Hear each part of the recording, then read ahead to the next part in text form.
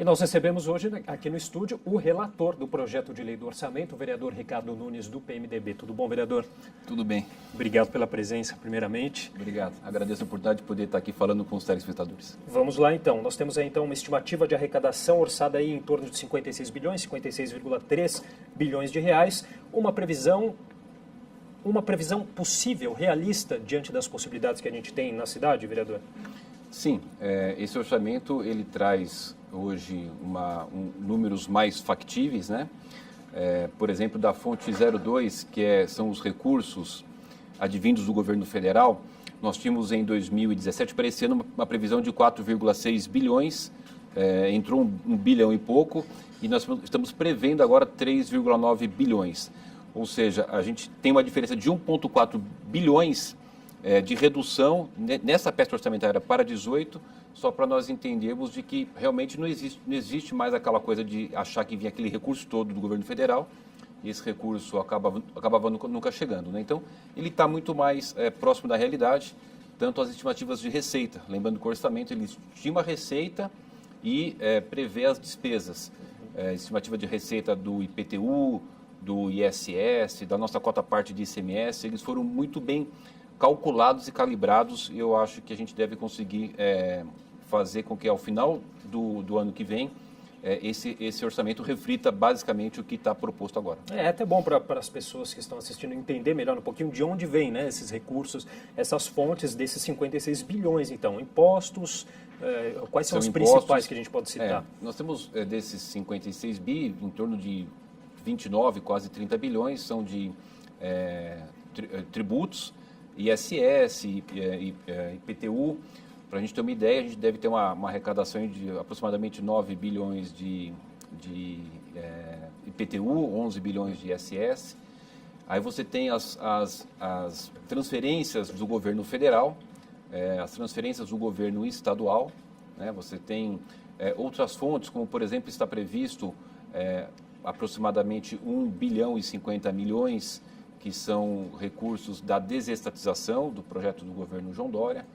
Nós temos previsto uma vinda de recursos na casa de 1 bilhão 250 milhões, que é um empréstimo que a Prefeitura deve contrair, onde nós votamos aqui, autorizando a Prefeitura a fazer esses empréstimos, muito na área da saúde, da educação, de mobilidade e habitação. Então, a cesta de recursos que está previsto no orçamento é esse conjunto de ações que eu relatei aqui, as principais. A educação é a área mais priorizada aí, que vai receber mais recursos, vereador. A educação, nós votamos aqui o Plano Municipal de Educação em 2015, onde nós tínhamos na nossa legislação um investimento obrigatório de 31% da receita corrente líquida. Nós já alteramos isso para 33%. Então, a educação ela vai estar com um investimento na casa de 11 bilhões de reais. Bastante recurso, é uma cidade que tem muitas demandas. Nós temos ainda 136 mil crianças sem creches. Tanto é que no nosso relatório nós acrescemos 101 milhões ao orçamento da educação, que já é um orçamento grande, especificamente para a questão de creche, né? Para você poder fazer ampliação das redes conveniadas de creche e procurar iniciar um processo de adequação do salário das funcionárias, das professoras das redes conveniadas. Você pega, por exemplo, o professor da rede direta, na média, recebe em torno de 4 mil por mês e o da conveniada R$ 2.200, né? Em algumas situações chega a ser metade do valor para a mesma carga horária, para as mesmas atividades. Então também tem um recurso previsto no orçamento que prevê o início desse reconhecimento do trabalho das professoras da rede conveniada. Vereador, em investimentos, o valor estimado para investimentos propriamente dito foi de 5,9 bilhões, né? Um aumento aí de 400 milhões em relação ao que foi proposto pelo prefeito João Dória. Por que desse aumento e quais áreas aí devem ser beneficiadas pelos investimentos propriamente dito? Então, os investimentos, você falou bem, a gente teve um aumento aí com relação ao previsto de 2017 para 2018. 2018 existe essa previsão de 5,9 bilhões e tem essas rubricas novas que são o projeto de desestatização do prefeito João Dória, como eu falei aqui, na casa de 1 bilhão. Uhum. Existe também essas operações que serão de créditos, né? por exemplo, 400 milhões na área da saúde, para você fazer um investimento no sistema, inclusive de software, para poder gerenciar melhor o trabalho do atendimento da área da saúde, construções de UBS, de UPAs, né? A conclusão do Hospital da Brasilândia, o Hospital de Parelheiros já está quase concluído, está previsto um orçamento de 10 milhões, que é equipamentos, porque a parte estrutural já está quase que toda concluída. O Hospital de Parelheiros começa agora em janeiro, a parte ambulatorial, depois paulatinamente o restante, porque são 36 mil metros quadrados, é um hospital muito grande, né? Natural que ele tenha um cronograma de início das atividades. Então, esses investimentos todos, ele vem muito desse aumento dessa ação do programa de desestatização. Lembrando que toda a desestatização, os recursos advindos não podem ser utilizados para custeio, né? Somente para investimento, que é a venda do AMB, a do autódromo, que ainda não foi votado, mas vai ser votado no ano que vem. Ou seja, existe essa possibilidade de aumento de recursos para investimento baseado no projeto de desestatização do governo Dória. E no texto final aí do orçamento também houve uma atenção especial com a questão das prefeituras regionais, né, vereador? Com um aumento aí de 238 milhões aí no orçamento, né? Qual que é a prioridade de vocês para essas pastas? Importante você falar. Você sabe que hoje de manhã eu estava vindo para o centro, fui na prefeitura, teve até uma missa lá agora com o Dom José e o Padre Marcelo, e escutava a Rádio CBN no carro, e o comentarista lá, totalmente desinformado, falando, olha, acabaram com os recursos para a prefeitura regional, não estão priorizando as prefeituras regionais, não estão priorizando as periferias. Olha o equívoco, foi bom você perguntar, que a gente pode até esclarecer. Houve uma redução do recurso da Secretaria das Prefeituras Regionais, mas houve o acréscimo, como você falou, de 238 milhões nas prefeituras regionais. Uma cidade de 12 milhões de habitantes, é muito importante você ter o conceito de você descentralizar as ações. Não pode aqui a prefeitura central no centro saber o que está acontecendo no dia a dia lá de Perus, ou lá no Moimirim, ou lá em Parelheiros, na Pedreira, né, em Itaquera. Então, nós fizemos um remanejamento de alguns recursos, e fora esse remanejamento de alguns recursos, nós implementamos, como você falou bem, 238 milhões para as prefeituras regionais. E principalmente, se você pegar a tabela, eu fiz questão de no relatório publicar para cada prefeitura regional o recurso que está indo, são priorizadas as prefeituras regionais das áreas periféricas da cidade, onde você tem ali a maior necessidade, onde, por exemplo, você não tem operações urbanas, você não tem toda a infraestrutura já realizada. Pega Vila Mariana, você tem quase que 90% do bairro todo pavimentado, com iluminação, com praças, né? E as prefeituras das periferias não tem asfalto, não tem guia, não tem sarjeta, não tem calçada, não tem praça.